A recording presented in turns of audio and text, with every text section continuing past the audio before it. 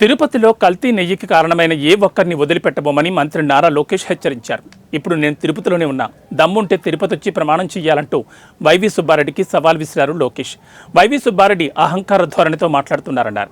5 ఏళ్లు ఏం చేశారు అని ఆయన ప్రశ్నించారు.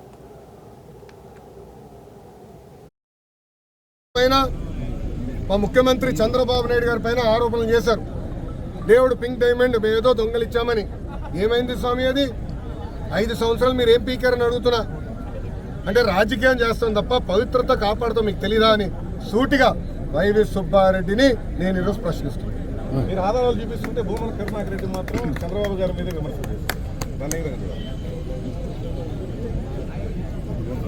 దేవుడి పైన వాళ్ళకి నమ్మకం లేదు, ప్రజల పైన వాళ్ళకి నమ్మకం లేదు, ప్రజలు ఇచ్చిన తీర్పు పైన కూడా వాళ్ళకి నమ్మకం లేదు. ఇంకేం చెప్పలే చేశారు. సూటిగా ప్రశ్నిస్తున్నా, గుండె పైన చేపెట్టుకుని మాట్లాడు.